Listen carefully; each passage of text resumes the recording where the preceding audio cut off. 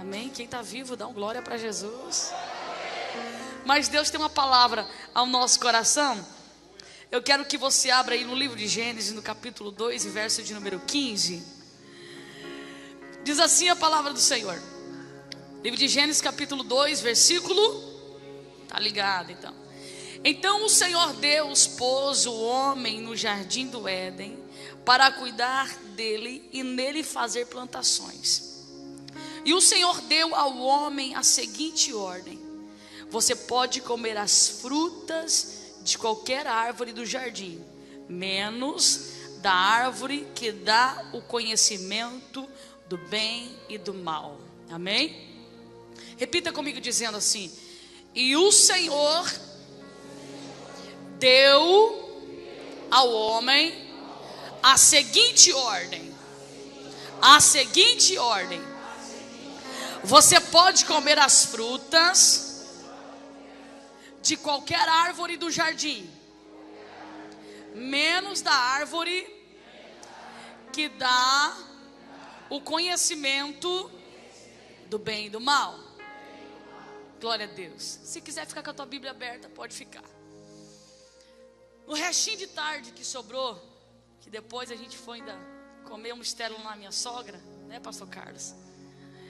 E eu estava lendo a palavra, falei: Deus, me dá uma palavra. E Deus falou muito forte comigo acerca desse texto.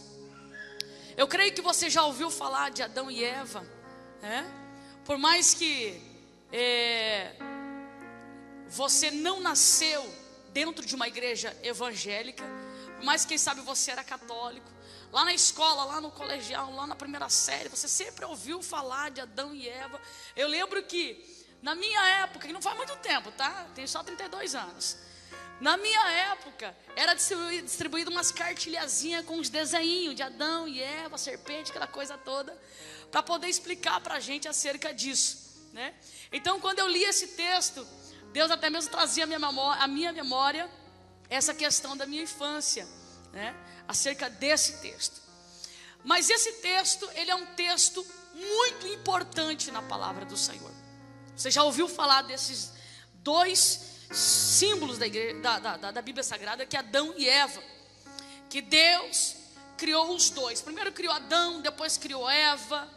Aí Deus deu toda a liberdade para eles dentro do jardim do Éden, para comer de qualquer fruta, como nós lemos aqui, de qualquer árvore, desfrutar daquele paraíso. Porém, nós lemos aqui o versículo onde diz assim que a única coisa que Deus disse para eles era para que eles não comessem do fruto do conhecimento do bem e do mal.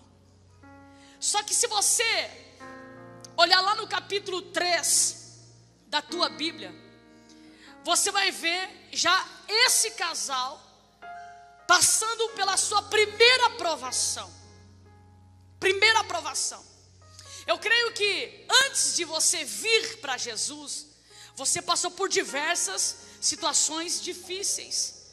Mas antes você não conhecia esse Deus de refúgio, esse Deus de fortaleza, esse Deus de socorro que hoje você conhece.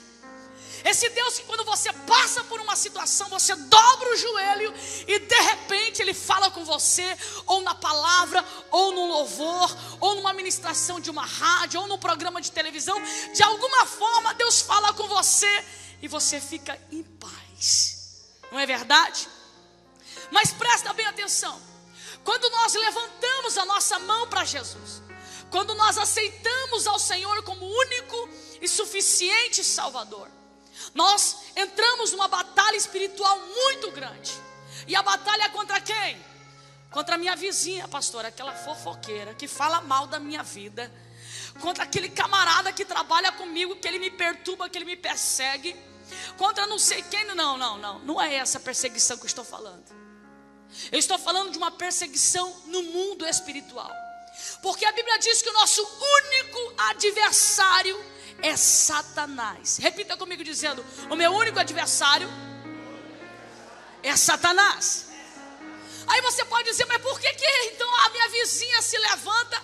É porque talvez ela está sendo um um instrumento do adversário para querer frustrar aquilo que Deus tem na sua vida. Então entenda uma coisa: a sua briga não é contra a carne e muito menos contra o sangue, é contra as potestades, é no mundo espiritual. E como que resolve isso, pastora? Com os joelhos no chão, oração.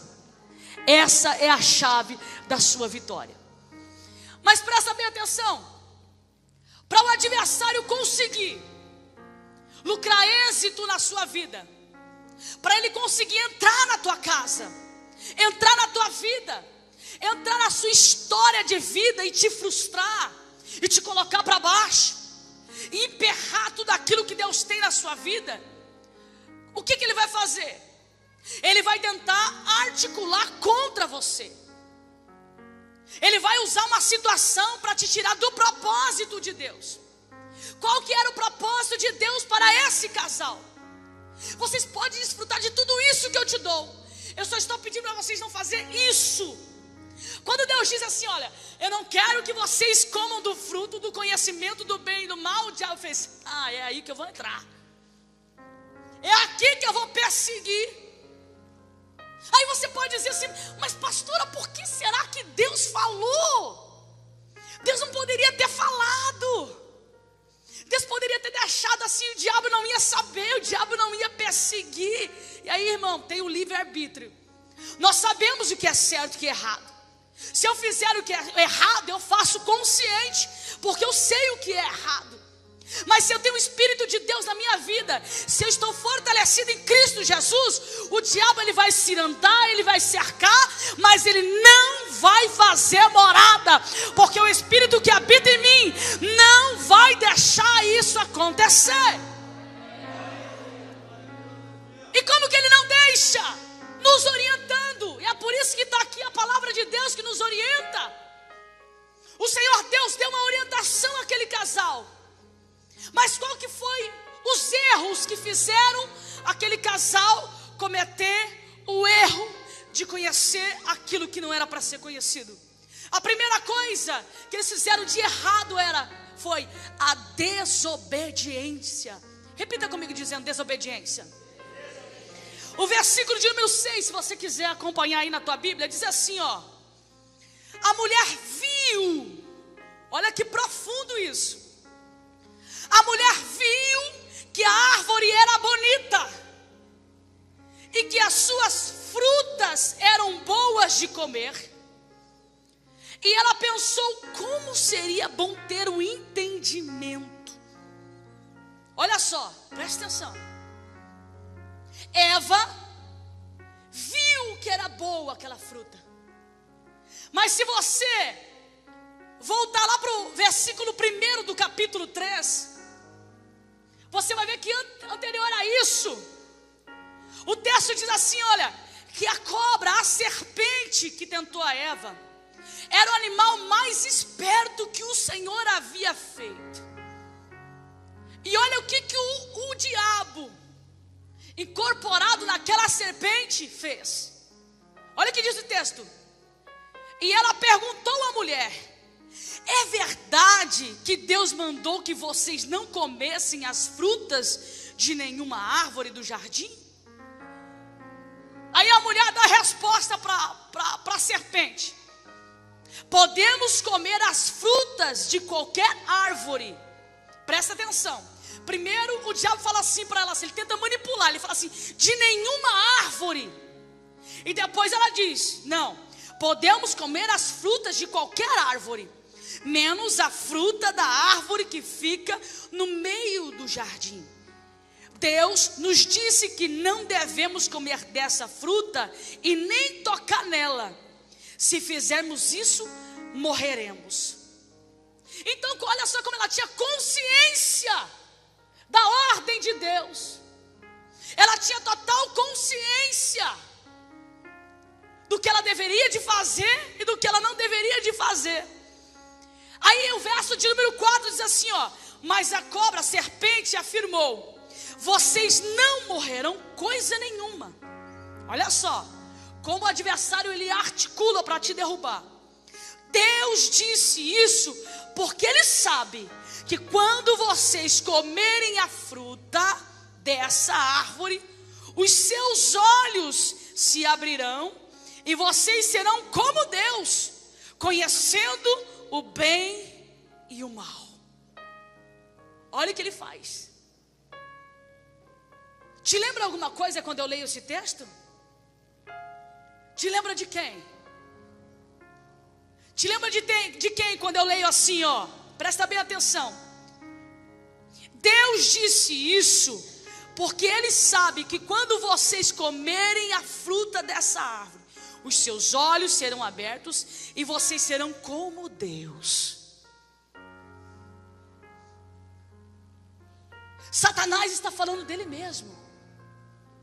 Você está entendendo? Ele está contando a história dele, missionária Janete. Porque outrora ele quis ser como Deus. Você conhece a história dele. Ele quis ou não quis ser como Deus? E por isso ele foi o quê? Foi expulso daquilo que havia sido confiado nas suas mãos.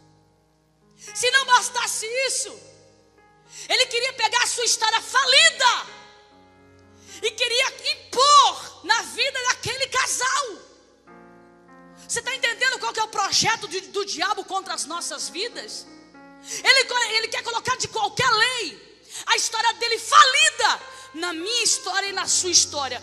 Mas o sangue do Cordeiro está na nossa porta, porque o adversário pode até se levantar, mas ele se levanta para cair por terra. Você está entendendo? Mas como que ele vai entrar? Ele entra através da desobediência. Você sabe o que é certo e o que é errado. Se tu faz o que é errado, tu terás uma consequência. E aí vem a questão da desobediência, o verso 6, que a mulher diz assim. Eva diz assim, olha só. A mulher viu que a árvore era bonita. Olha o que o pecado faz. O pecado, ele tem aparência. E que as suas frutas eram boas de comer. O pecado, aparentemente, ele tem paladar. Parece que ele é melhor do que qualquer outra coisa. Você já viu aqueles testemunhos de casamento destruído? Se você não ouviu, eu já ouvi diversos. Que a mulher senta no gabinete pastoral e ela diz assim para mim: pastora, eu não entendo.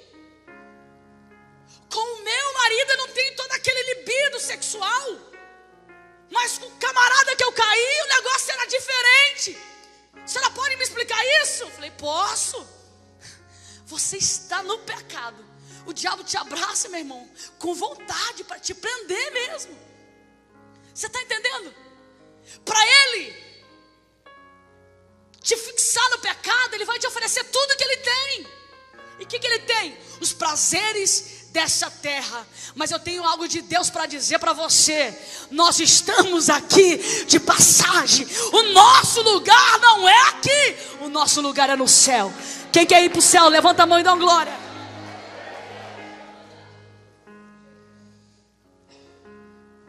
E o que a Bíblia diz? Aí ela apanha a fruta e ela come. Aí ela já viola um pacto com o Senhor.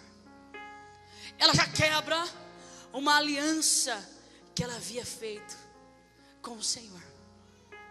Se não bastasse, você já sabe a história. O que ela faz? Ela induz o seu esposo a pecar. Ela chega, passa uma conversa em Adão, e ela semeia na vida de Adão um pecado que estava sobre a vida dela. Olha como que funciona a transferência de pecado no mundo.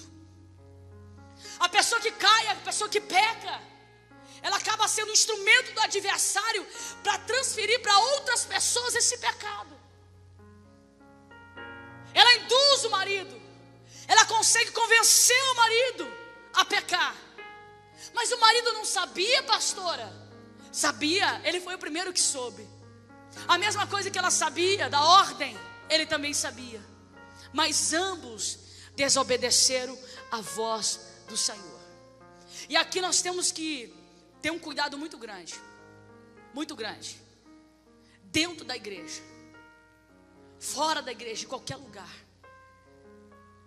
Porque há muitas pessoas falidas, frustradas, deprimidas, que às vezes estão no nosso convívio, pastora Marcela, que faz o papel que esse demônio fez. Porque a vida dele é falida, ele quer transferir também essa falência para a sua vida. Você já viu aquela amiga que tem um casamento destruído? Aí você também não está muito legal, mas você está tentando. Aí de repente ela vem, amiga não, né? Que amiga não faz isso. Ela vem porque ela já está desgraçada, já está com a vida destruída. Ela vem e te convida para ir para um baile, para um negócio, para um pagode, para um boteco, para um não sei o quê. Vamos lá, vamos curtir, vamos não sei o quê. Você está entendendo? Por quê? Porque o diabo trabalha desse jeito. E dentro da igreja não é diferente. E nós temos que cuidar muito, muito, muito, muito. Ou você, irmã, que fermenta dentro da igreja, ou fermenta no meio da família. Você já viu aquelas mulheres que vivem no meio do fermento? Se não bastassem, ela fermenta a cabeça do marido também. Você já viu? Ô marido, o negócio seguinte, assim, assim, assim, assim. Aí o cara tá por fora, o cara não tá sabendo de nada. Aí ele pega as dores da mulher, vai lá querer conferir um negócio e vira aquela bagunça. E tem homens assim também, que tem esse tipo de fermento. E nós temos que cuidar, porque é assim que o diabo trabalha para destruir a igreja. Vai em um, desce, vai em outro. Quando você vê, a casa está contaminada. Você já viu aquelas pessoas que têm poder de manipulação na família? Ela consegue fazer com que todo mundo fique errado e só ela fica certa. Ela consegue destruir uma família através de contenda, através de persuasão. Mas como eu disse aqui, o sangue do Cordeiro está na porta da nossa casa. O sangue do Cordeiro está na nossa casa. Mas sabe o que é o pior disso tudo? É quando você comete uma desobediência diante do Senhor. E pior do que isso, você se acha o autossuficiente, como eles se acharam. O verso de número 7, se você olhar aí na tua Bíblia, diz assim, ó: nesse momento, os olhos dos dois se abriram, e eles perceberam que estavam nus. Eles perceberam que tinha algo de errado. Mas o que eles fizeram? Eles se acharam autossuficientes. Nós já estamos como Deus, estamos conhecendo o bem e o mal. Só que eles nem imaginavam que o mal estava além de ficar nu. O mal ainda estava por vir. E aonde entra a autossuficiência deles, pastora? Depois do ponto final que diz assim, ó: então costuraram as folhas de figueira para usar como vestimenta. Você está entendendo? O que eles tentaram fazer ali? Eles tentaram cobrir o seu pecado. Eles providenciaram uma vestimenta ali, pastor Carlos Alexandre, para tentar cobrir aquela situação. Só que deixa eu te falar uma coisa, irmão. Quando você faz algo errado, não adianta você segurar, não adianta você esconder, não adianta você enfiar dentro de um buraco. Uma hora a tampa da fossa, ela abre e o negócio vem à tona. Não tem. Não tem. Por quê, pastora? Porque você peca aqui na terra, mas é um mundo espiritual que fica agitado. Então aqui na terra você coloca uma folha aqui, uma folha colaba, e Deus está falando. Você coloca uma folha aqui, uma folha ali, uma folha lá. Mas como o problema seu é espiritual, uma hora, o vento vai soprar e vai aparecer. Aparece. Pode demorar 1 ano, 2 anos. Por quê? Porque o que o adversário ele quer é te prender nesse negócio. Ele quer te escravizar, porque enquanto você estiver usando algo para tapar, ele vai estar te escravizando. Mas nessa noite eu venho com uma palavra de Deus ao seu coração para dizer assim para você: ei, arranca essa folha aí. Mostra essa nudez diante de Deus. Errar todo mundo erra. Pecar todo mundo peca. Agora burrice é continuar no erro. Sabe por quê? Porque é melhor você consertar isso agora, porque depois o diabo pode acabar com a sua vida, acabar com a sua família, acabar com a sua moral. Porque o teu problema é com Deus. Você violou um pacto com Deus, não foi com os homens na terra. Relevância. Você está achando que você violou um pacto com a igreja? Você está achando que você violou um pacto somente com a sua esposa, ou não sei qual área da tua vida? Não. O teu maior problema está com Deus. Sabe por quê? Porque quando Adão e Eva começam a querer tapar a sua nudez, eles estavam querendo dizer assim: eu não preciso de Deus não. Agora eu já sei o que é, o que não é. E é assim que o pecado faz. Ele cauteriza a mente do camarada, que ele não consegue ver que o caminho que ele está traçando é errado. Pode um, pode dois, pode três vir falar que ele não vai conseguir enxergar. Ele vai chegar, sabe quando? Quando Deus descer no Éden e dizer: Adão, aonde tu estás, Adão? Sabia disso? Porque quando Deus desce na terra para falar com o homem, não tem que nenhum treme na base. Ela é base. Por isso que eu estou te falando, você pode correr para lá e para cá, mas a hora que Deus disser: ei, fulana, não tem. A hora que Deus disser assim: ei, acabou, chega, vamos mudar de vida. Vai ficar até quando desse jeito aí? Não sabe se vai ou se fica. Não sabe se firma ou se fica no mundo. Não sabe se larga ou se decalabasse. Ei, Deus está trazendo uma palavra de alerta aqui nessa noite. Sabe por quê? O adversário está cirandando para destruir. Mas como eu disse no princípio, vou falar de novo: o sangue do Cordeiro esteja na porta da nossa casa, porque nós estamos vivendo os últimos dias da igreja na terra. Você pode aplaudir ao Senhor?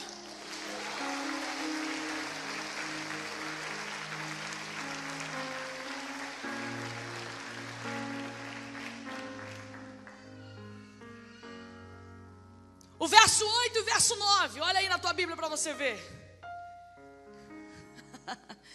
Naquele dia, quando soprava o vento suave da tarde, o homem e a sua mulher ouviram a voz do Senhor, que estava passeando pelo jardim. Então se esconderam dele no meio das árvores. Mas o Senhor Deus chamou o homem e perguntou: Adão, onde tu estás? O homem respondeu: eu ouvi a tua voz quando estava passeando pelo jardim, e fiquei com medo, porque estava nu, e por isso eu me escondi.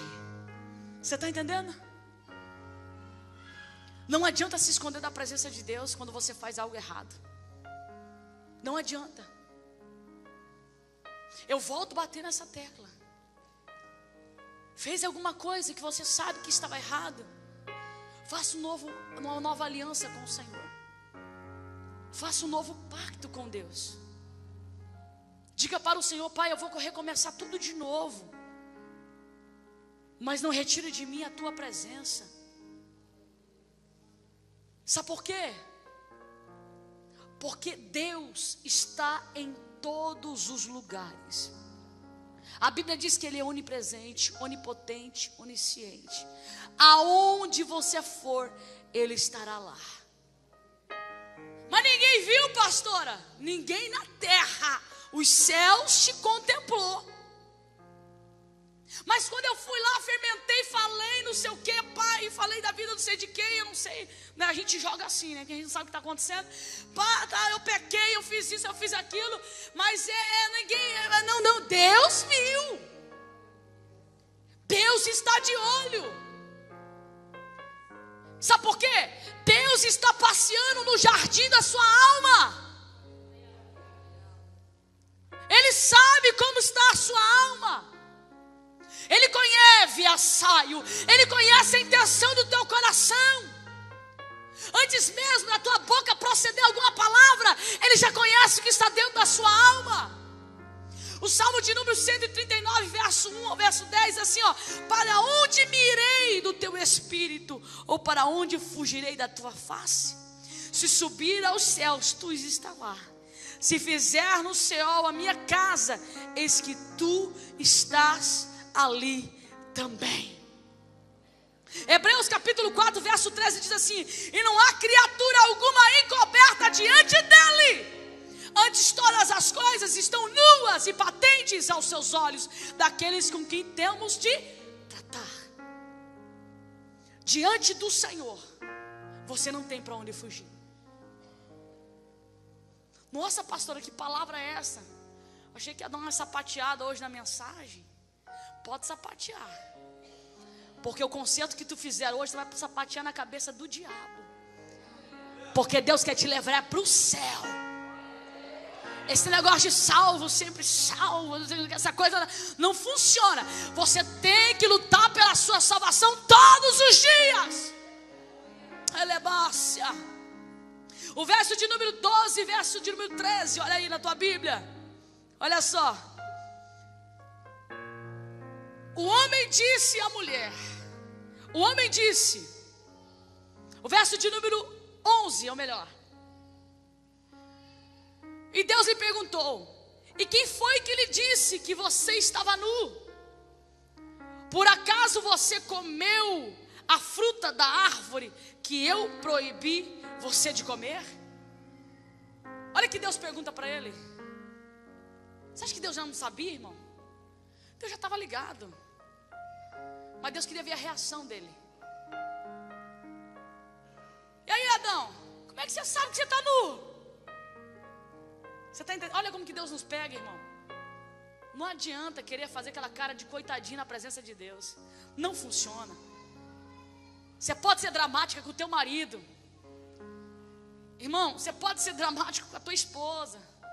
Fazer aquela carinha de Joãozinho sem braço, como diz a minha mãe, né? Você dá onde que ela tira isso? Que perdoe os irmãos Joãos aí, né? Aqui nessa noite. Você pode fazer o que você quiser, meu querido. Mas diante de Deus não funciona. As pessoas aqui na terra podem ser manipuladas, mas Deus, aí Deus coloca ele na espreita e diz: mas quem falou para você que você está nu? Nessa hora Adão, eu acho que não sabia onde colocar a cabeça. Imagina se ele fosse igual a Dilvânia, né? Que não dá nem para brincar com a Dilvânia. Colocaram até um apelido dela, irmão, nessa noite do pijama, né? Depois eu falo o apelido, senão vai pegar, né, Dilvânia? Né? Vamos profetizar, né? Vai que sai esse mistério aí, né, Divânia? Já vou querer um mistério lá para a associação, você já sabe, né? Se tu, né? As irmãs já entenderam o negócio, hein? Divânia não dá para brincar com ela, ela tá vermelha igual um pimentão, irmão. Imagina como que não ficou Adão. Aí sabe o que é o pior? O camarada que ele quer aprontar. Ele quer dar as vorteadas dele. Ele quer dar as vaciladas nele. Mas quando Deus chama ele para espreita, aí ele não tem coragem de assumir o pecado. Aí ele faz o quê? Vamos ler? Tem que dar risada, né? Isso acontece, viu? Você já viu o camarada que quer justificar o pecado dele? Você já viu? Ah, pastor, eu caí porque minha mulher, Deus o livre, não passa nem um perfume. Engraçado, né? Se ele casou com a mulher porque ele gostava da mulher, né? Não, pastor, eu tenho uma recaída por causa disso, por causa daquilo. Ele não tem a coragem de assumir o pecado. E olha que esse covarde ele falou. Verso 12. O homem disse: a mulher que tu me deste para ser a minha companheira me deu a fruta e comi. Você está entendendo? O pior de tudo é não ter coragem de assumir o pecado. Deixa eu te falar uma coisa.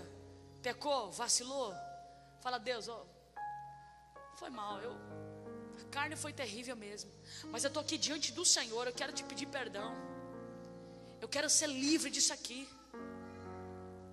A pior coisa, irmão, quando você é mau caráter,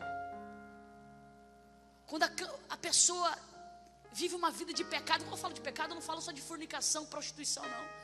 Pecado, irmão, é falar mal da vida do outro. Pecado é encher a cara por aí. Pecado é bater na mulher, depois vem com a gravatinha pro culto. Pecado é, irmão, tudo aquilo que foge da lei do Senhor é pecado. Você está entendendo? Agora nós vivemos uma igreja neste século em que eles pegam o pecadinho dele, colocam as folhinhas, tapa tudinho.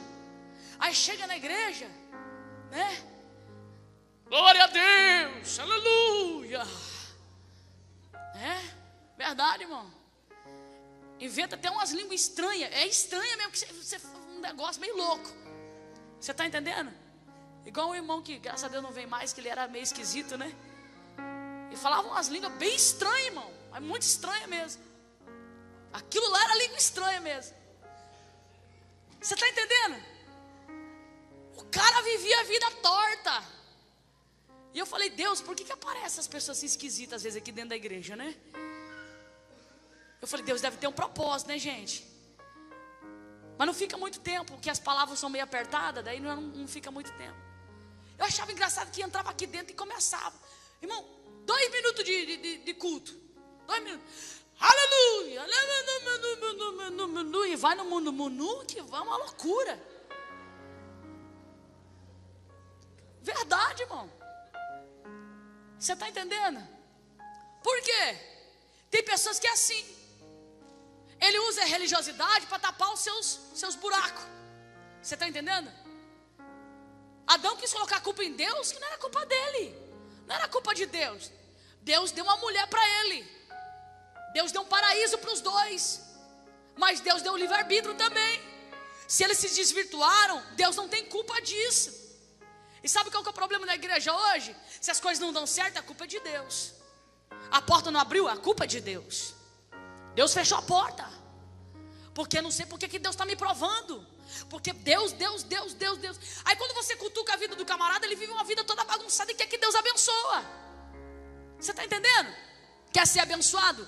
Viva as leis do Senhor.